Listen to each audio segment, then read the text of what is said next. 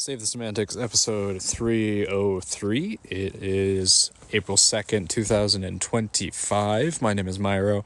This is the podcast where I ramble on for a bit about some shit. Recording this on a Wednesday evening slash late afternoon.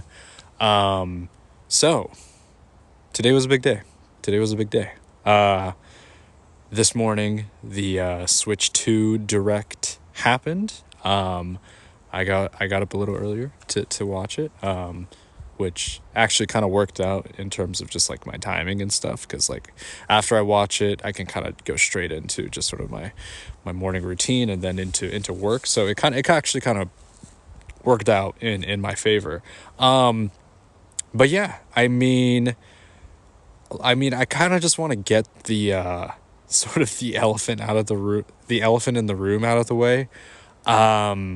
Because I think this has sort of developed into the main talking point from this presentation, or not from this presentation, but just from today, because the thing that was not talked about in the Direct and that was not announced was the price of the console for a good reason, I think, on the part of Nintendo. So yeah, I do want to get into the positives because I do think there are a lot of things to really look forward to and just be excited about if you are a fan. But man, it is hard not to discuss the price point.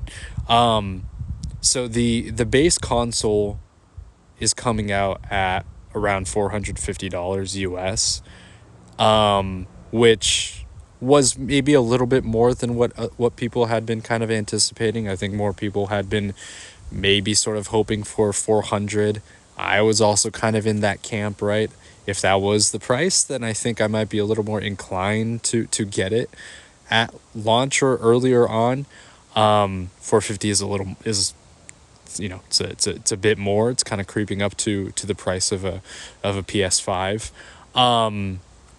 But I think the biggest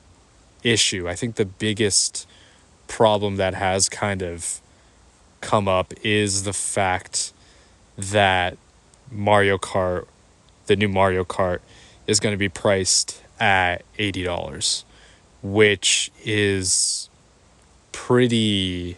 that's tough, man. That is a tough price.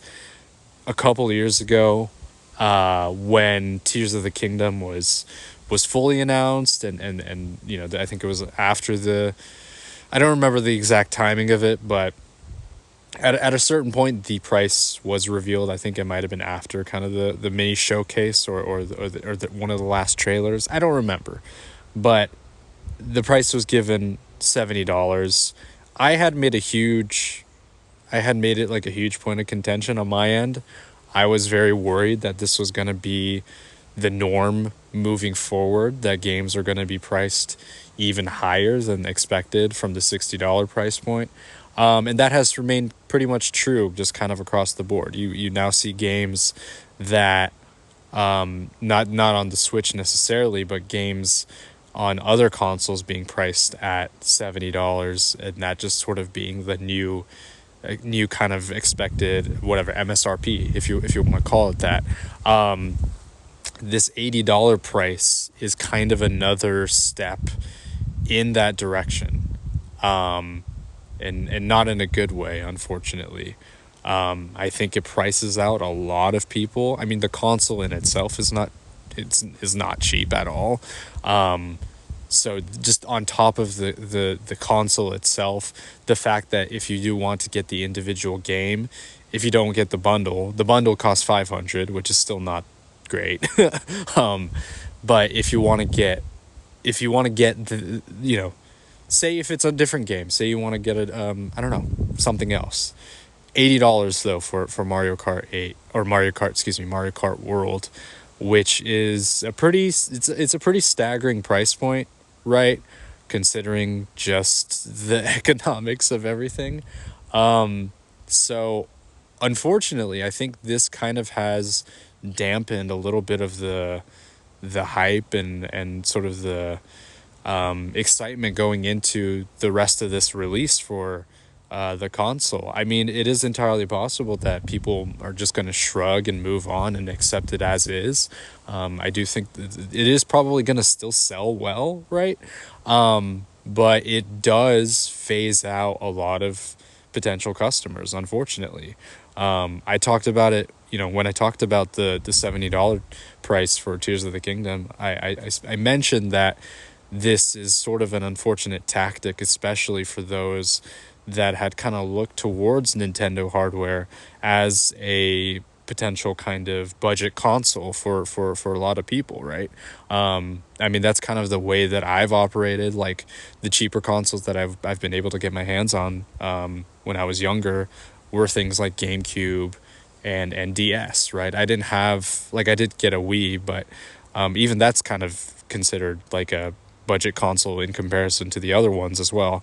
So I've been, primarily kind of a Nintendo console holder because of just sort of the legacy of that, you know what I mean? And just sort of the comfortability that I've had with just having those systems. But unfortunately, I think going into this next generation, it's no longer going to be the case where it's going to be considered a budget console in comparison to something like a PlayStation.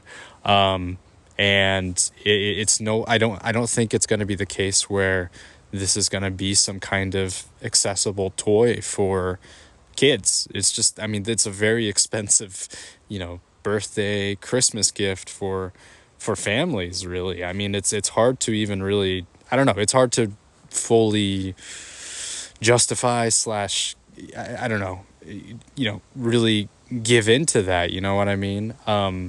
And then just like on top of that, it's, if you look at the other games, and I was, I like maybe like 15, 20 minutes ago, I just kind of did a brief scan of, of some conversations going on. And I saw that other Nintendo Switch only games, like, or Switch 2 enhanced games like Breath of the Wild or Tears of the Kingdom, are also going to be at that $70-$80 price point, which I think is kind of ridiculous, for a game that's 8 years old in Breath of the Wild, and a game that's already a couple years old in Tears of the Kingdom. It's hard to kind of stomach that. You know what I mean? You could argue like the point is like, oh, it's going to cost like $10 to upgrade to the newest version of the game, right? If you already own the Switch version, you're able to do that, whatever. But still, it's kind of staggering seeing these prices. I don't know if this is just like, okay, this is just the new reality. Gaming is no longer this thing that everyone can necessarily enjoy. I mean, that hasn't really been the case ever, really. But I do think in recent time, I think it's become a lot more accessible for more people. Just the unfortunate fact is that companies don't care about that. It's just, it is much more it is a reflection of just how companies operate. And unfortunately, Nintendo falls into kind of that camp, right? I talked about the PlayStation 5 Pro and just how that was pretty questionable. And I can't really say that it isn't the same case for Nintendo here, because they are kind of following suit, or rather kind of leading by example in a lot of instances, right? Setting up an even higher price point for their console exclusive games, and just this other premium that's kind of attached to having to upgrade for the newest version of games. The other added, like, just there's so many things that have to be purchased. It does kind of feel akin to that PlayStation Pro reveal, where it's like disk drive needs to be attached. That's another like $50 or something like that. There's other like accessories and those kinds of things. With the Switch 2, there's this one like kind of manual game or something where it sort of gives you like a tour of the ins and out of the consoles. That is not for free. That is not included with the console, which I think is ridiculous. The fact that you need to pay for it. It doesn't matter how much it costs. The fact that you have to pay more than what you already have to on top of the console is ridiculous. So yeah, I think just the fact that like every little thing is going to cost like some more on top of what you already have to pay for with the console itself. So I mean the biggest detractor I think is just the game cost. Just seeing that price tag is really unfortunate. I think that really just kind of just really takes this kind of the wind out of a lot of people's sails. Where there was kind of this excitement, and I'm seeing this a lot. I saw this a lot just kind of after the presentation, just reading up on some things.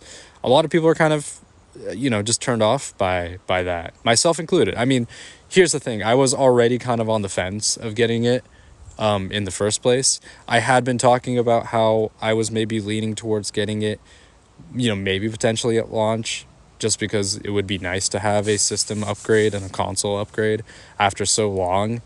But seeing the price point and seeing the price of the games and everything has put me off, and I'm really not. I'm most likely not going to get it at launch. And then just considering just like the potential, just I don't know, scalping, and who knows if there's going to be enough units, right? I know they talked about trying to kind of curb that, and getting more units out, but yeah, I think I really don't think that I will be. I don't think I'll be getting this at launch. Just considering it. So yeah, just it kind of sucks because I was kind of excited to see this, and I was kind of putting it on my wish list for this year. I was sort of changing my mind a little bit from earlier on, where I really felt that I was kind of like, I was kind of on the side of I don't really need it, so I don't need to get it at this point. And I have kind of reverted back to that right now. Just looking at things now I kind of am in the boat where I'm like I'm okay with I'm okay with what I have. I have plenty of games in my library that I still have left, that I still have yet to go through. There are other games that I can buy on Switch way cheaper than anything that you can get for Switch 2. And while the graphical increase looks really good, it does look cool. I do really like that. That is not enough for me to upgrade. The fidelity, those kinds of things, I can appreciate it, but as I have said before, it's just not something that I value in games. I'm okay with low polygon count. I'm okay with, maybe a few stutters here and there, as long as the game runs okay and it runs fine, and I'm just having an enjoyable time with it. Like overall, I don't really need that much else. I am not someone who needs all of these like, graphical and technological updates or anything like that. That's not something that I really value, honestly. And it's never been something that I really cared for either. So, yeah, the fact that that was kind of like a larger portion of their presentation and showcasing the console, I totally get that. That was kind of what was expected. But yeah, just it is really unfortunate because that like the biggest things for me that were going to convince me to get the console were the price and the games. The games being that I have the ability to play the games on Switch 2, which is great, backwards compatibility and all that. But like launch, console, like the games that were shown, while cool, like there were a lot of third party games that came on, like Elden Ring and Street Fighter and that kind of thing. Those aren't things that I'm necessarily interested in. Final Fantasy VII is cool, but it's just remake and it's not rebirth. So just seeing kind of that lineup, I mean, that might convince a lot of people to get it, but if you're already if you already hold another console outside of Switch, then you probably played those games. But for this, it's just like, that's tough, man. That's tough. It's entirely possible that I might switch my tune moving forward if I see more presentations and there is like a convincing argument that it is worth the cost to get all of this, including Mario Kart, even though I'm not a big Mario Kart fan. It's entirely possible. You never know. Maybe I just bite the bullet, but at this point, I do think the sticker price and everything is kind of a bit of a shock to some people, and I think people should feel absolutely justified in not really feeling it. Like, despite the presentation itself was great, honestly. Like, I do think the voice chat thing took a little too much time. I do not care about the voice chat. Like, like, it's cool that it's an option, but like, I don't need that. You know what I mean? Like, if I want to use something, I could just use Discord. I think, like, most people. And but the rest of the presentation was cool, man. They had a lot of really great games. I mean, yeah, I mean, I guess I will get into some positives because I don't want it to be a complete downer. But it is hard not to talk about this without discussing the most important part of it, which is the price. Like, the fact that if you can actually get your hands on it, you know what I mean, and whether I am willing to shell that out at this point, and I don't really know if I am. I don't really know if I am. And then also, I mean, it's kind of the same argument that I've made for not getting something like a PS5. I just don't need to have another piece of hardware just kind of lying around, you know what I mean? And it's a little hard to justify the price considering the games and that kind of thing. I have what I kind of need, you know what I mean? The storage thing is nice, having, triple or whatever the amount of storage with like 250 gigabytes is pretty huge. But I have what I need. I can get my micro SD cards. Like, I can kind of try to manage that. And I can just like archive games and stuff like that. It's not too big of a deal to switch things around, with my original Switch. So I can manage that. So I don't know. It's yeah, we'll see how things go. We'll see how things go. They're gonna have, I think, more presentations and stuff, like gameplay footage, in the next few days. They're gonna have like another direct coming up in a couple of weeks for Mario Kart, and I'm sure they're gonna have some other stuff going on as well. They do have the hands-on testing in certain places, so depending on what some of the reactions might be for people, it's like, okay, wow, this is like a completely new gaming experience. Like, you can't really go back to the old system and stuff like that. Maybe that might convince me, but at this point, I'm not really feeling it. I'm not really feeling like making the purchase, right? Really, it's too bad because, like, I feel everything else kind of leading up to this point had been pretty positive for the most part. It's just the fact that the thing that is supposed to get people over the edge is actually getting your hands on the console itself.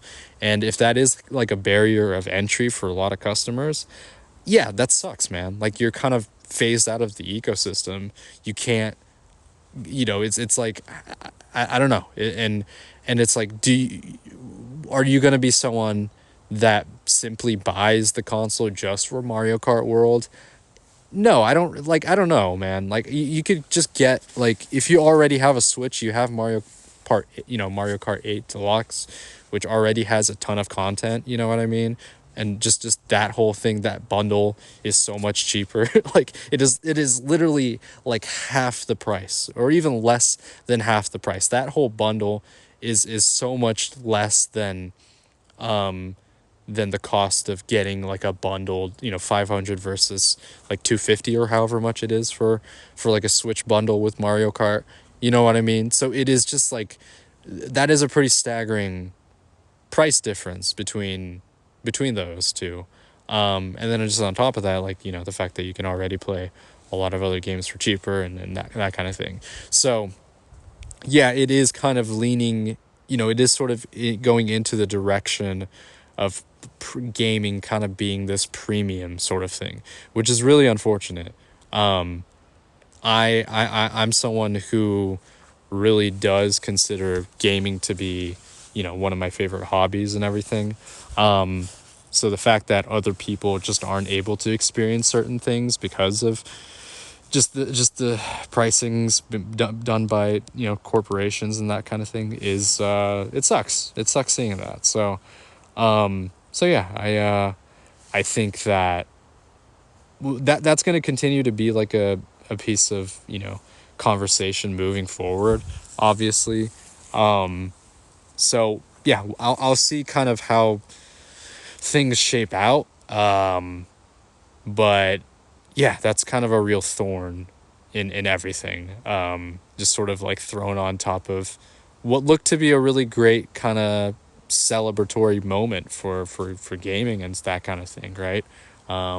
It's just you're just kind of like, damn, dude, you're almost like it's so funny. I'm trying to figure out the best way to put it, but you treat certain things as kind of this maybe escapism from reality in a certain way, and then the fact that the thing that you are looking to enjoy is tampered by the reality itself is just like you just kind of has you just sort of like crept into it. Is just like that's just it sucks, man. It sucks. But that's just how it is. That's how it is. There are so many alternatives though. And I think this is really kind of giving me a lot more incentive to really play the games that I mean, listen, man. I just got Xenoblade X. I'm gonna play the hell out of that game. Like I don't even know how many hours I'm gonna put into that. Like that game is gonna just I'll take so much time going into that game, and I have no qualms with it. This year has been a pretty slow year for gaming for me, just because I've just timing wise and everything, and I talked about this a little earlier too. It just hasn't, up until Xenoblade, there just hasn't really been anything that's kind of hooked me. And I think I'm perfectly okay with that. Last year I was kind of on a bit of a mission to really try and beat a lot of games, and I did, and I was pretty satisfied with that. Rather like the last couple of years, I kind of did that.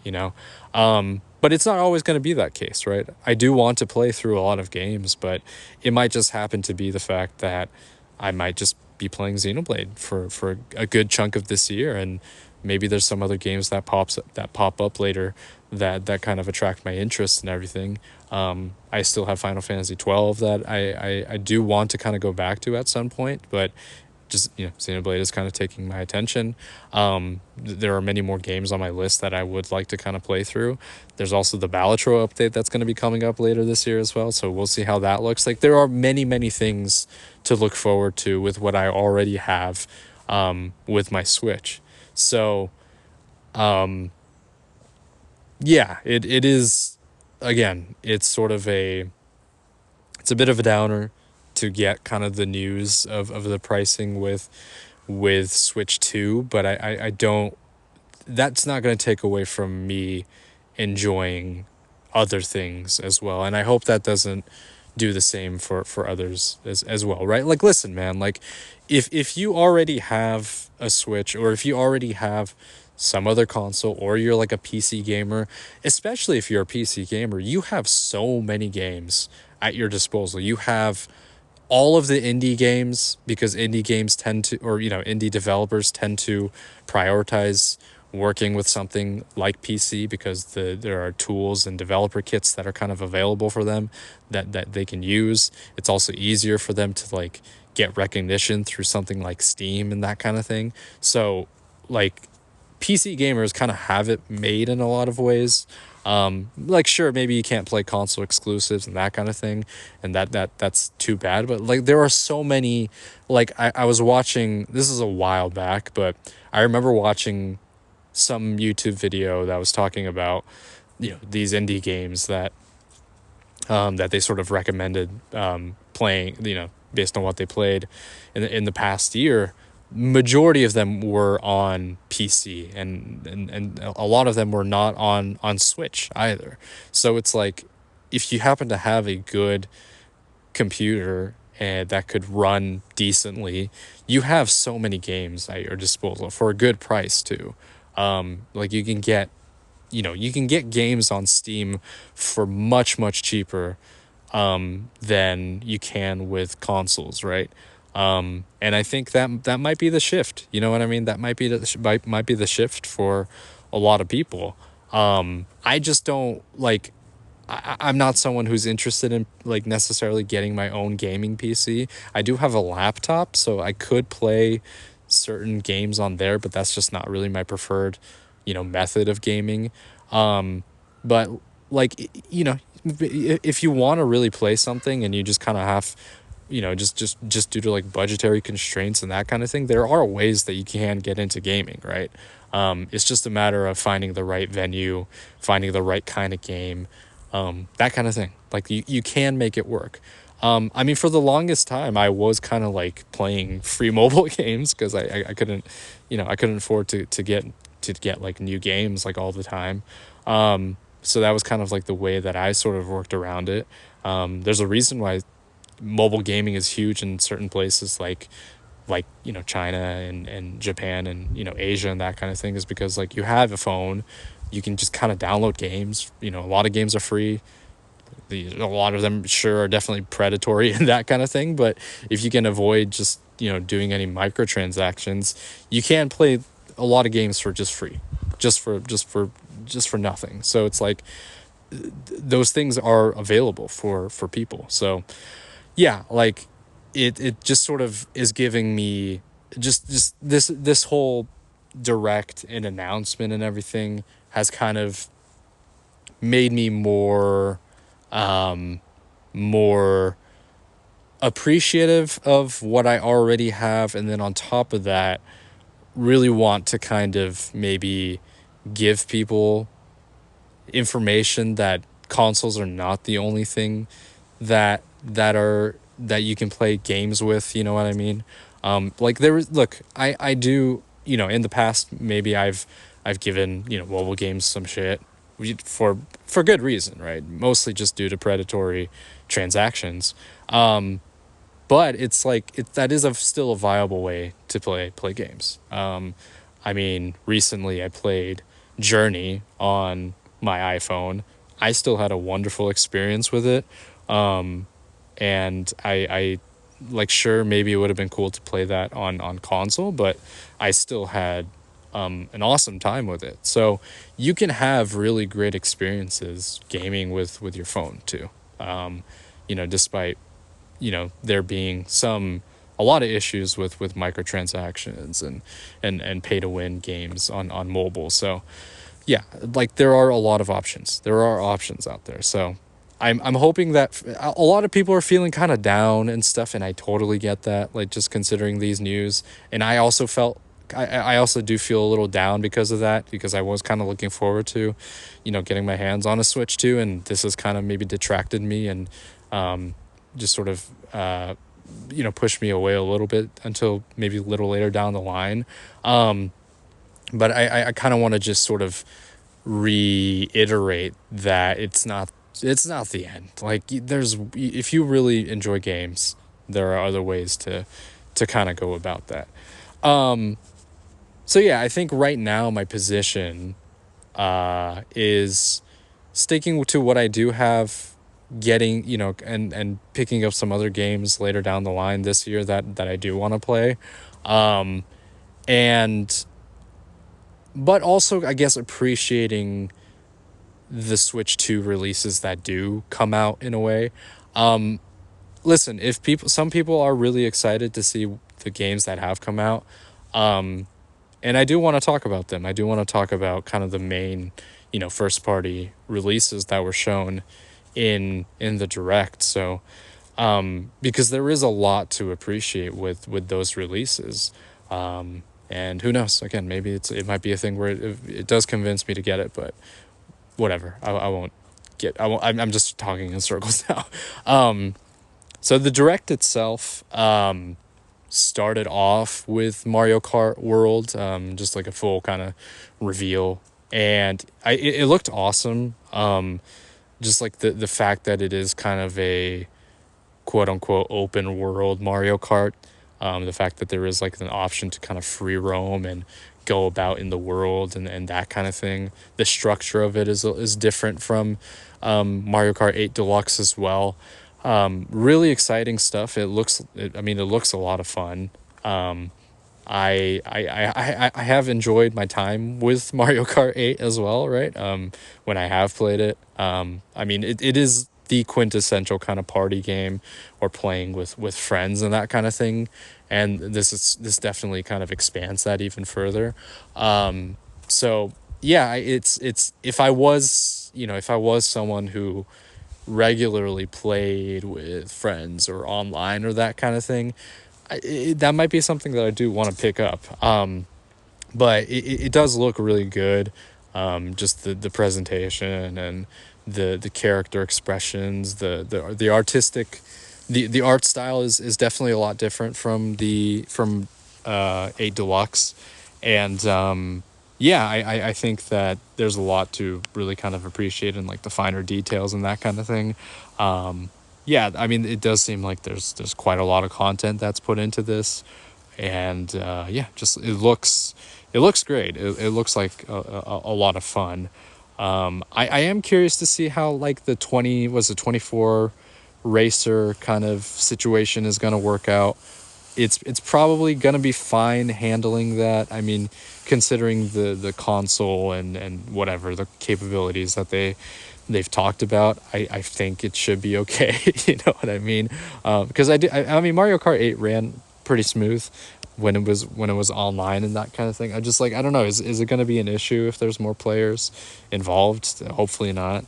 And I am interested in what the dynamics of the game and how that's going to change with more racers on the course, right? How much more hectic is it going to get? Is it going to be a similar case to something like an F-Zero 99, where you're just like, it's just frantically going up against a bunch of other people? It might be a little different, obviously, because your like car is not exploding or anything. But yeah, it looks fun. It does look fun. The other games, I mentioned this in with me just sort of talking about the pricing and everything. I did talk about the enhanced versions of Breath of the Wild and Tears of the Kingdom. Cool. That's cool for someone that does appreciate, not myself, but for someone who does appreciate graphical capability and frame rate and all that stuff, that's cool. That might be something that they can appreciate and sort of, I don't know, enjoy. I don't really have any desire to go back into those worlds right now. I mean, I think I've had my fill with the wild Zelda games for a little while now. I think. So I think it's cool. You can probably enjoy just the graphical capability and all that stuff. But it's just not, I don't know if it's necessarily going to be enough. If there is, I don't know, is there an instance where I am curious. Here's the thing. Just, I know I'm jumping around. If certain games, without this like added updated version of the game that you can get, I am curious to hear if just using the regular Switch cartridge and playing with that is going to be enough. If there is going to be a performance slash graphical boost with just you know, with just playing the Switch version of a game. That's something that seems to be like hinted at in like the fine print. I didn't read that obviously, but that's something that I've heard. So I yeah, I am curious if that is the case. I mean, that is sort of a big thing that could maybe convince me with something like a Xenoblade or whatever. But yeah, that's another thing that I think we'll just have to wait to see. I mean, tomorrow or like the next couple of days, I think they are showcasing certain games that that I think are Switch games playing on Switch too. So we'll see if what the difference is. It is hard for me to tell like what certain differences in graphical graphical differences and that kind of thing. So people have a lot more of a keen eye than I do. So maybe they'll be able to tell and differentiate all that stuff. The other games that are Switch 2 exclusive first party is the new Donkey Kong game. That was kind of the sort of the closer of the direct, which I think a lot of people were anticipating. New Mario 3D, which might have been a bit of a disappointment for some people. It looks cool. It does look like a lot of fun. Donkey Kong Bonanza, cool name, and it looks fun. It's using the new character model for Donkey Kong. Just smashing through shit, just breaking down everything, just like terraforming the earth. Like it looks. It looks fun. It looks fun. I don't know if that's something that I would be necessarily interested in picking up, but depending on, I guess, other people's reactions and reviews and that kind of thing, that might change. But yeah, for now, it's it looks cool. It looks like fun. Donkey Kong fans are probably pretty happy about that, considering there hasn't been like a mainline game for quite some time. I think since Tropical Freeze, right? So it's been a long time, and especially like a 3D Donkey Kong, I think it has been much longer than that. So good for them. The game that I was very happy to see, and this is this is the type of game that potentially could get me over the edge to purchase, right? It's not enough due to just everything that I've already talked about, but seeing this made me very happy. This was Kirby Air Riders, essentially a sequel to Kirby Air Ride, which was one of my favorite games on GameCube. I think I'm pretty sure I still have it. I haven't played it in years, but just so much fun. I spent a lot of time in City Trial. I remember enjoying that. If they have like an equivalent of that in in this new game, Kirby Air Riders. Yeah, man. I mean, I would like to play that. It's cool that Sakurai is Masahiro Sakurai is the director of this. This was kind of he has hinted that he will be kind of a part of the presentation in some ways, and this was his game. I think I remember seeing Kirby kind of pop up, and I was like, "This is the new Smash. Like this could be the new Smash." And I was pleasantly surprised, yeah, with Kirby Air Ride. So, yeah, that is like one game I would say that is kind of the game for me that I would like outside of a Mario 3D or Zelda or Xenoblade, whatever. Like if I were to justify getting this, that would be kind of the game for me. But yeah, depending on what what it looks like, we still don't know. I think it's coming out later this year, right? I need to confirm the date again. But you know what I just realized? Like the City Trial thing, it's weird. This could be like a whole nother conversation now that I'm thinking about it. That whole concept is kind of like is a reason why I have kind of grown to like rogue like games. And so City Trial basically, if you don't know, is a game mode in which you within like a limited amount of time, I think it's like 5 or 10 minutes. I don't remember exactly how long. I think you could adjust the amount of time that you can spend in City Trial. You could also spend like an infinite amount of time, I'm pretty sure. But within, if you play like a normal mode, within a certain amount of time, you try to get as much upgrades as possible, and try to get like certain try to get like a certain vehicle and that kind of thing. If you are able to collect certain pieces, you're able to get like the legendary airship or air machine, which is kind of like guaranteeing that you can win this entire round. So it's like it is kind of like a roguelike, because it's like after those 5 minutes are over, you do, maybe you like a race, or there's some other like mini game or something, just sort of like a battle royale or something, at once you like finish getting what you are able to in the city.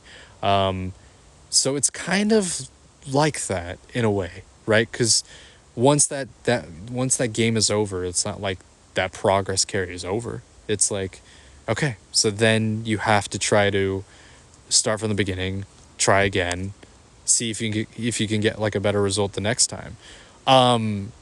And I just loved playing that mode over and over again, even though I had beaten it multiple times, even though I had gotten like the legendary air what air ride, whatever.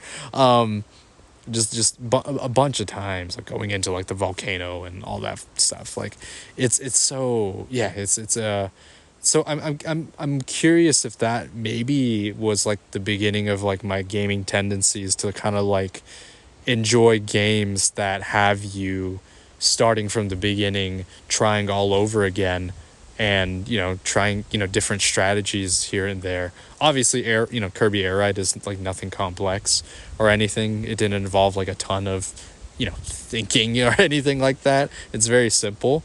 But just in terms of the just the process of going about it, I think is kind of in line with what I've grown to like. I don't mind trying again and again. I don't mind when, if like progress doesn't necessarily carry over in certain games. It's just about like getting better at the game in a lot of ways. So yeah, I don't know. It's very it's interesting to kind of think about that. But yeah, I mean, really, really happy to see that this has been it was announced, right? Eventually, when I do get a Switch 2, I don't know when that's going to be.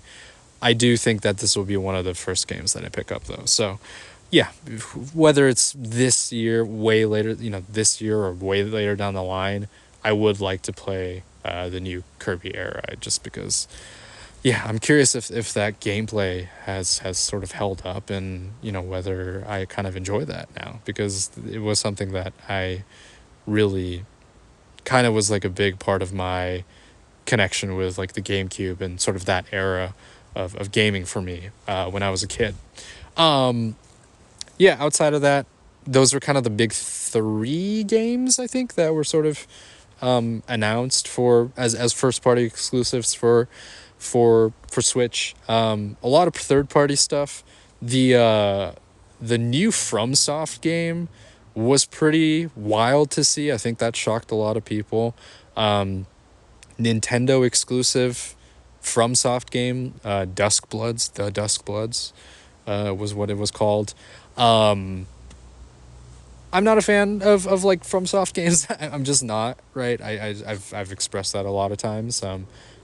Maybe it is something that I can get into in the future, but I just don't have the page. Like I just, it's just not my gaming tastes. And but yeah, I mean, it is very cool to see that. I think it looks cool. I mean, just the art direction for FromSoft games have always been fascinating to me. I just wish that the gameplay style was like not the way it was, because then I think I would be a lot more into it. But yeah, really pretty crazy to see that was a pretty big. I feel that was a pretty big get by Nintendo to get an exclusive FromSoft game. So yeah, we'll see what the reception to that's going to look like. That's coming out next year, and I think in 2026. So yeah.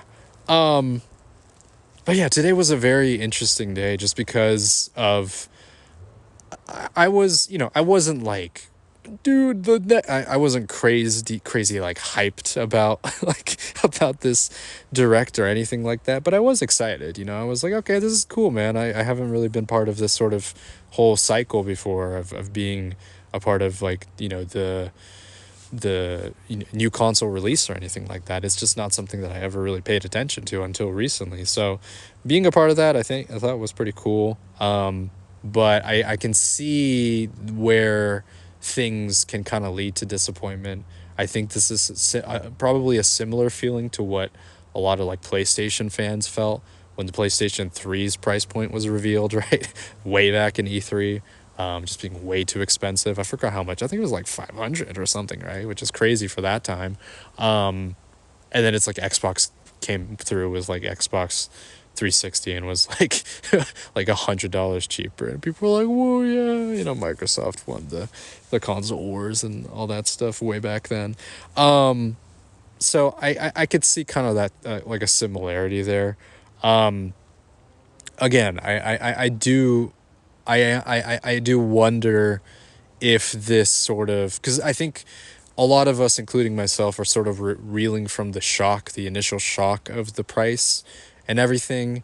And it might just be, unfortunately, be the case where we just kind of adjust to it. I don't want that to be the case. I think people might just kind of suck it up and buy the console and the game. You know what I mean? Ultimately, I think there is going to be power that has to be given by the consumers to just like not buy the thing. You know what I mean? Like that's the ultimate thing, man. Like they're trying to sell you stuff. And the biggest way to show that this is not, you just don't really accept it is just not buying it altogether at this point. You know what I mean? Unless they adjust and drive, like maybe this launch, maybe the console just doesn't sell as well as Nintendo expects because of this price that they put out.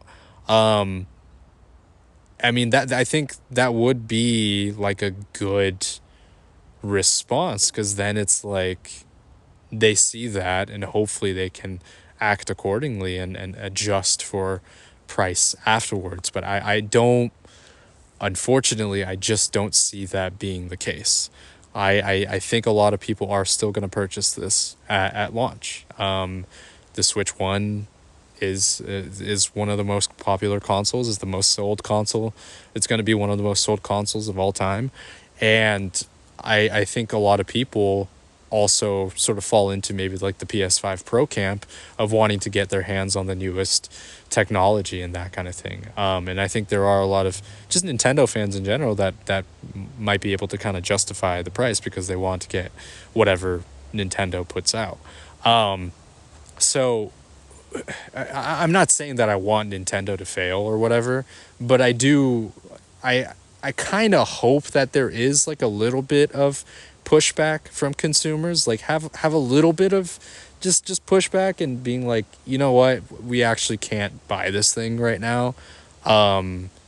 So we're just not going to buy it right at this point in time.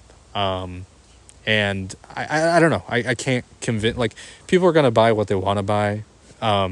It's just like, I think the unfortunate fact is that this is just going to be kind of what our reality is with gaming, where there's just like a premium attached to it. And I think it's just coming to adjusting with it, you know what I mean? Where you only get like 1 or 2 games a year for a console, right? I mean, most people don't buy games all the time either, right? I happen to be a person that buys games, but I do try to get them cheaper and on discounts when I can. That has been my method of being able to get more games than just buying them at full price. I rarely buy games at full price unless it's something that I really want, like a Xenoblade, right? So yeah, I there is like kind of a I think a lot of people are upset with the pricing and everything. Now there just has to be some sort of response from consumers to not buy the console itself, if that is the just the demand of the the consumers. I just don't think that's going to be the fact. Some people are just going to take it, just bite the bullet, and some people are probably just going to get it anyway, regardless of how much the console plus games cost. So yeah, we'll see. Like it's all really just up in the air at this point.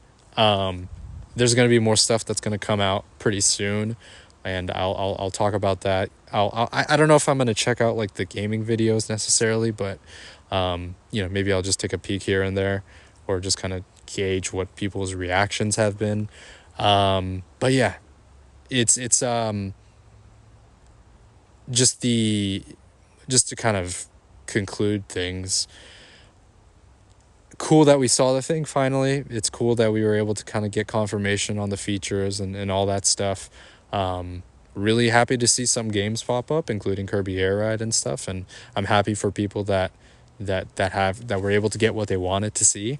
But yeah, just the real kind of bottom line, or just the main factor of the price is is something that I think is going to be a real just kind of point to consider moving forward. And it just might be just kind of a reflection of the gaming industry in general, where things just and I mean just everything, you know what I mean? Everything just getting more expensive and all that. So yeah, I don't know, gaming is in a weird spot, but it doesn't have to be weird for you, because I think there are ways to kind of go about and play in an affordable manner. There are many venues out there, like I said. It's not the end of the world. It's really not. I hope people I know a lot of people are upset, which I get. I totally get it, but it's not the end of the world if you can't get your hands on a Switch 2. Anyways, yeah, I mean, a lot to talk about. There's probably going to be even more to talk about coming up. I haven't really had the chance to really watch too much basketball, so I can't really comment on too much. There was a crazy game. I'll just say this. There was a crazy game that happened last night. I watched kind of the back end of the Warriors play the Grizzlies, where Steph went for 52 points, which is awesome to see. I couldn't watch the whole thing, but I watched, the last quarter-ish of the game. And then last night, I also caught the tail end of Denver and Minnesota, which had a pretty wild ending, ending essentially on a Russell Westbrook fouling Nickeil Alexander-Walker on a three right at the buzzer. I mean, just oh man, it's one of those unfortunate like Westbrook moments that I think is gonna just gonna end up on his like career like lowlights and that kind of thing. Just not great for not great for Denver, but yeah, it is pretty crazy to see Minnesota. I think they've won 7 of their last like matchups against Denver, so they've just completely owned that matchup for some reason. I don't know what exactly it is, right?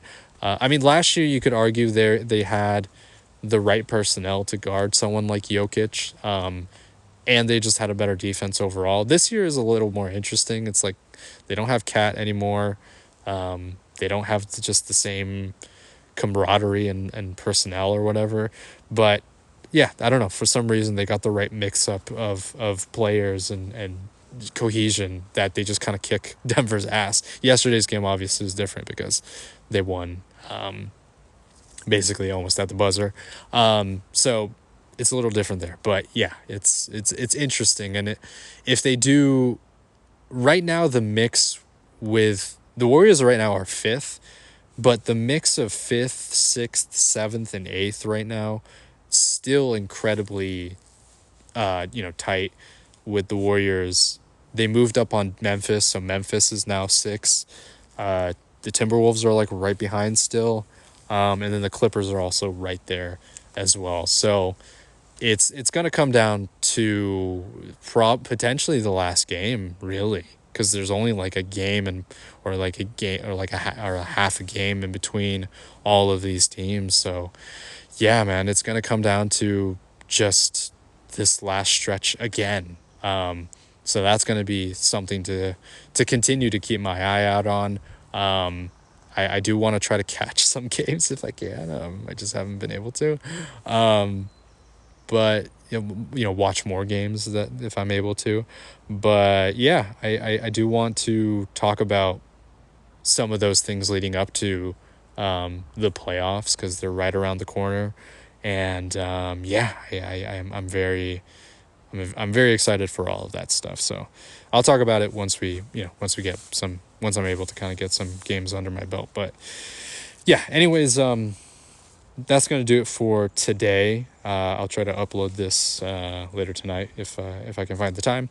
And I mean, there's still going to be a lot more stuff coming out with Switch and all that stuff. So I do want to talk about that. And but a lot of stuff coming our way. So that's going to do it for today. Thank you for listening. As always, this has been Save the Semantics. Signing off.